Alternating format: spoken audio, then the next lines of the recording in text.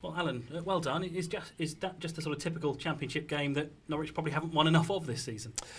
Yeah, we had absolutely no doubt that this would be a tough game. Barnsley have won 8 games away from home, and that's a really high number of games away from home in this division. It was always going to be an extremely tough game. Their work ethic, their determination, their organisation, their team spirit is excellent, and we knew that we would have to do well to win this game today. And overall, I think the players did really well. I felt as if we had chances to score more goals, but of course they had chances to score goals as well, and thankfully we got the 2 that mattered. Over the course of 2 games, but particularly today, the players have really put in a shift for you, haven't they? The players have done exactly what I expected them to do. They're a group of very good professionals, very honest in terms of the way they go about the work, and it's been a pleasure to work with them on the training ground this week. They've applied themselves extremely well. They applied themselves extremely well again today, and I can't really praise them enough in terms of how they've gone about their job this week. Football's a strange game, isn't it? And suddenly Norwich are back within 5 points of the playoffs, and people are thinking, hang on, is this on again now? What's your reading of it?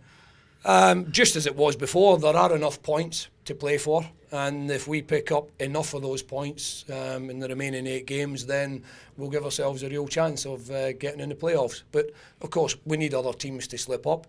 I think last week everybody thought that Sheffield Wednesday and Fulham and Preston wouldn't slip up, and actually they have done. So it's this league. There are no certainties. Whoever you happen to be playing, and so we'll just hopefully win enough games between now and the end of the season to put pressure on the teams who are above us. You've got an international break coming up.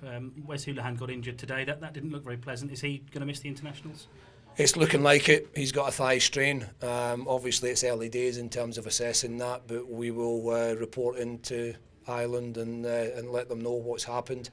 I think it's clear for everybody to see that it's a genuine injury, and they may well want to have a look at Wes, and if they do, of course, he'll travel over there. But if not, our medical team will start looking after him. That's Wes Hoolahan's plans for the next couple of days, but what about yours? Have you had any more indication? What are you going to be doing Monday morning? I don't know. It's just one of those situations where I was asked to take these 2 games. I've done that. I hadn't heard anything about what was going on beyond that, and that's where I am at the moment. I would expect that somebody will say something to me in the next day or 2, but I don't know what that will be. Uncertainty doesn't really help anyone, though, does it? Is this one of the situations where you take the bull by the horns and go and see the board and sort of ask, what do you want from me now? No, I'll wait for them to come to me. I'm not feeling anxious at all about any uncertainty. I'll just carry on doing whatever it is that they want me to do for as long as they want me to do it.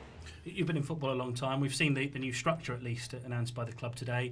A head coach working with a sporting director. What is the key to making a setup like that work?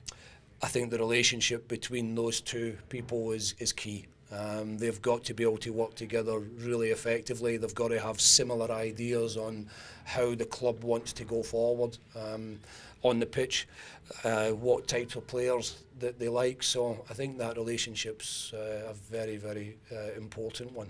Is it a setup you've had much experience of? Did West Brom do a similar thing? Yeah, West Brom did it, and it can be done in different ways. So, my brief at West Brom was quite simply, you work with the players that we bring in. And so there wasn't a great deal of influence on the players that we signed. But I took the job knowing that, and so it wasn't as if there was any kind of surprise to me. Different clubs will allow the manager or the head coach to be more involved in recruitment than others. But 4 points from 2 games, if this is it for Alan Irvine as caretaker manager, caretaker head coach, whatever, that's a return to be proud of, isn't it? Yeah, and especially in the circumstances of the first game, because it could easily have been 6 points out of 6. So I'm pleased. Obviously, I was hoping that we could get good points for the club, and we wait and see what happens going forward. Well, good luck, whatever happens. Thank you. Thanks, Alan.